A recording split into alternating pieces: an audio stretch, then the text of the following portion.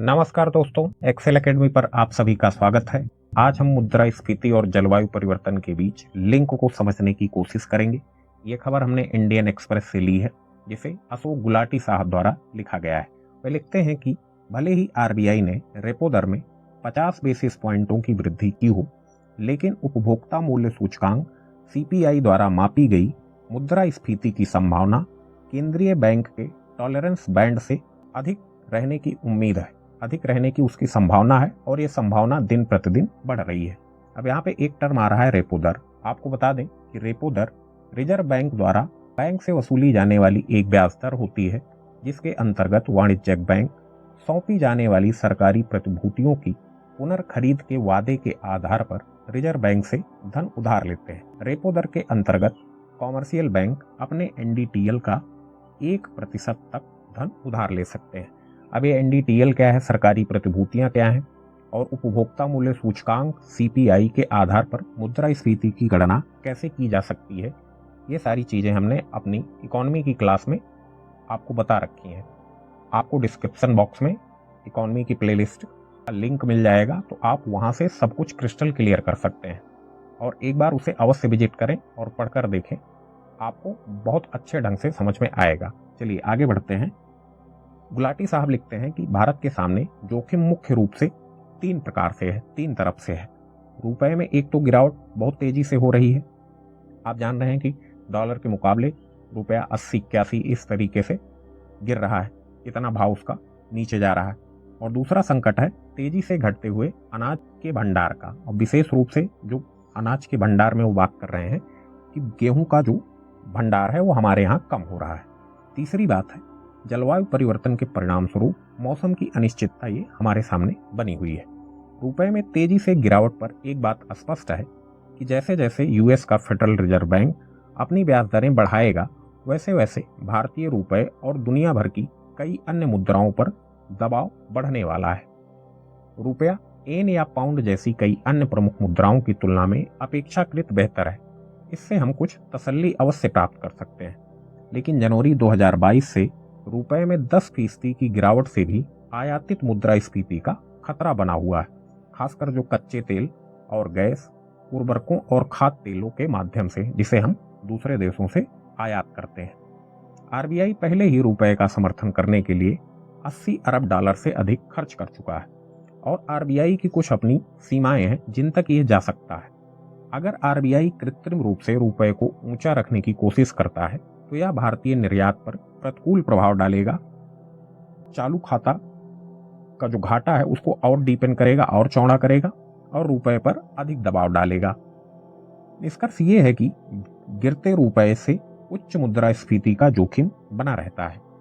रुपए में गिरावट कम से कम 1 वर्ष तक जारी रहने की संभावना है।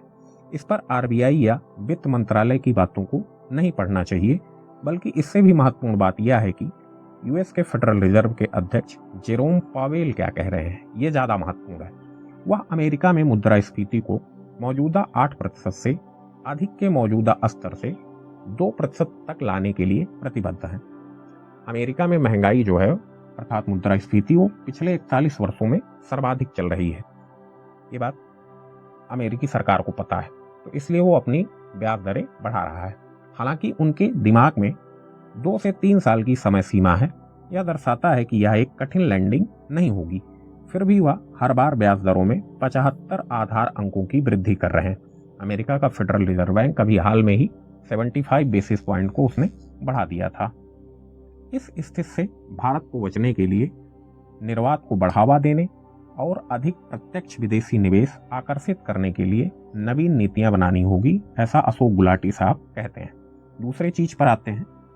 अनाज के भंडार में जो कमी हमको देखने को मिली है, उसमें अभी तक विशेष रूप से चावल के लिए कोई तत्काल अलार्म नहीं है। मतलब चावल का उत्पादन अभी संकट में उस स्तर पर नहीं दिखाई दे रहा है। लेकिन पीएम गरीब कल्याण अन्न योजना को 3 महीने और बढ़ाने के कैबिनेट के फैसले से न केवल स्टॉक पर बल्कि राजकोष पर भी दबाव अधिक बढ़ेगा। केंद्र का राजकोषीय घाटा फाइनेंशियल ईयर 23 के बजट में प्रावधान से अधिक हो सकता है। वित्त मंत्रालय इस मुफ्त भोजन को सितंबर से आगे बढ़ाने का समर्थन नहीं कर रहा था, जो कि एक तर्कसंगत सिफारिश थी। इससे भी अधिक कोविड-19 के दुष्प्रभाव से उभरकर अर्थव्यवस्था अपने सामान्य स्तर की गतिविधियों पर वापस आ चुकी है। तो ऐसे में मुफ्त ये जो राशन दिया जा रहा है पीएम गरीब कल्याण अन्न योजना के तहत, इसको आगे बढ़ाने का कोई मतलब नहीं रह जाता है, ऐसा सो गुलाटी साहब कहते हैं। लेकिन यह देखते हुए कि गुजरात चुनाव करीब है, कैबिनेट ने इस योजना को दिसंबर के अंत तक बढ़ाने के लिए राजनीतिक रूप से उपयोगी समझा होगा। और राजनीति जो है हमेशा आर्थिक तर्क संगतता पर जीत हासिल कर लेती है।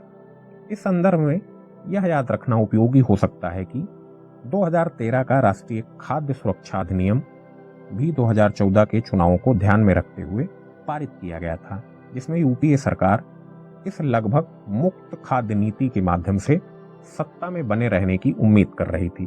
और इसके तहत आप जानते हैं कि चावल और गेहूं 3 रुपए या 2 रुपए प्रति किलोग्राम के हिसाब से लोगों को बांटा जाता है और लगभग 67% आबादी इसके अंतर्गत कवर की जाती है। लेकिन इस चुनाव में यूपीए सरकार हार गई थी।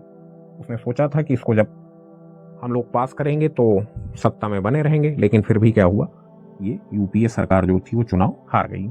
अब मौजूदा सरकार के लिए दुविधा यह है कि इसे राजकोषीय विवेक की सीमा के भीतर कैसे रखा जाए। एनएफएसए में प्रावधान है कि 3 साल के बाद पीडीएस आपूर्ति के लिए निर्गम कीमतों को संशोधित किया जा सकता है। हालांकि एनडीए ने ऐसा नहीं किया है, जिससे खाद्य सब्सिडी का बोझ अधिक हो चुका है। जब अप्रैल 2020 में महामारी की पहली लहर के मद्देनजर पीएमजीकेवाई की घोषणा की गई थी तो यह और भी अधिक बढ़ गया था। उस समय शायद उन सभी लोगों का संरक्षण करना आवश्यक था जिन्होंने अपनी नौकरी खो दी थी। आप जानते हैं कि कोविड-19 के दौरान में बहुत डिसरप्शन हुआ था, कई सारे लोगों ने अपनी नौकरियां खो दी थी। तो अशोक गुलाटी साहब कह रहे हैं कि उन लोगों का संरक्षण करना अति आवश्यक था। देखिए, एक बात है कि सामाजिक न्याय और अर्थव्यवस्था वो अपने अपने हिसाब से चलती हैं। जो बातें सामाजिक न्याय के लिए महत्वपूर्ण है वो कोई जरूरी नहीं है कि अर्थव्यवस्था के लिए भी बहुत ज्यादा महत्वपूर्ण हो। लेकिन मुफ्त राशन को दोगुना करने से अनाज के भंडार में कमी आई है। अब गेहूं की खरीद में गिरावट के साथ साथ इस बात को लेकर भी चिंता है कि क्या देश में मुद्रास्फीति की उम्मीदों पर अंकुश लगाने के लिए पर्याप्त स्टॉक है। एफसीआई के गोदामों में गेहूं के स्टॉक को फिर से भरने के लिए सरकार को गेहूं का न्यूनतम समर्थन मूल्य एमएसपी, इसे हम मेंस के पॉइंट ऑफ व्यू से इकोनॉमी में ही अपने डिस्कशन करेंगे, काफी हद तक आगे बढ़ाना होगा। चावल के लिए मौजूदा स्टॉक पर्याप्त है, लेकिन मानसून की अनिश्चितता को देखते हुए आगामी चावल की फसल लगभग 70 लाख टन कम होने का अनुमान है। यह विचार करने का समय है कि एमएसपी और राजकोषीय घाटे पर अनुचित बोझ डाले हुए बिना पीएमजीकेवाई को दिसंबर से आगे बढ़ाना मुश्किल होगा। सबसे अच्छा नीति विकल्प यह होगा कि पीडीएस आपूर्ति के निर्गम मूल्य को एमएसपी के आधे पर तय किया जाए और पीडीएस कवरेज को नीचे की आबादी के 30% लोगों तक ही सीमित रखा जाए। ये जो अभी 67% लोग इसमें कवर किए जा रहे हैं, जिसमें सारे लोग जो है जो काफ़ी हद तक संपन्न हैं, बड़े बड़े किसान भी इसमें सरकारी योजनाओं का लाभ उठा रहे हैं, वो भी पहुंचे रहते हैं अपना बोरा बिस्तर लेके कि चलो लेके आते हैं। तो ऐसे में अशोक गुलाटी साहब बताते हैं कि उन लोगों को जो है छटनी की जाए जो संपन्न है, और जो नीचे की आबादी के 30% लोग हैं उनको इस मामले में कवरेज प्रदान की जाए। अगली बात है कि जलवायु परिवर्तन हमारे लिए एक बढ़ती हुई चिंता है। यह आने वाले महीनों और वर्षों में हमारे नीति निर्माताओं को और भी अधिक परेशान करेगी। भारत में हीट वेव, सूखा और बाढ़ जैसी समस्याएं वो तेजी से हमारे सामने आएंगी। हम विकसित अर्थव्यवस्थाओं को इसके लिए दोष देना जारी रख सकते हैं और उनसे क्लाइमेट जस्टिस की मांग कर सकते हैं। फिर भी हमें अपनी नीतियों को ठीक करने के लिए तेजी से और साहसपूर्वक कार्य करना होगा। बिना किसी कीमत के बिजली, मुफ्त पानी और अत्यधिक सब्सिडी वाले उर्वरक, विशेष रूप से यूरिया जिस पर हैवी मात्रा में सरकार सब्सिडाइज करती है, ये कुछ ऐसी नीतियां हैं जो प्राकृतिक पर्यावरण को नुकसान पहुंचा रही हैं। अगर हमें खाद्य मुद्रास्फीति पर काबू पाना है तो हमें स्मार्ट कृषि के जरिए उत्पादकता को बढ़ाना होगा और प्राकृतिक संसाधनों को कम नुकसान पहुंचाने वाली तकनीकी पर अधिक निवेश करना होगा। तो ये था आज का डिस्कशन साथियों। उम्मीद करता हूं आपको काफ़ी कुछ जानने और सीखने को मिला होगा। आपसे अनुरोध है कि चैनल को सब्सक्राइब करना ना भूलें, ज़्यादा से ज़्यादा लोगों के साथ शेयर करें और वीडियो को लाइक करना बिल्कुल भी मत भूलें। मिलते हैं किसी नेक्स्ट और इंटरेस्टिंग टॉपिक के साथ। आप सभी लोगों का बहुत बहुत धन्यवाद साथियों।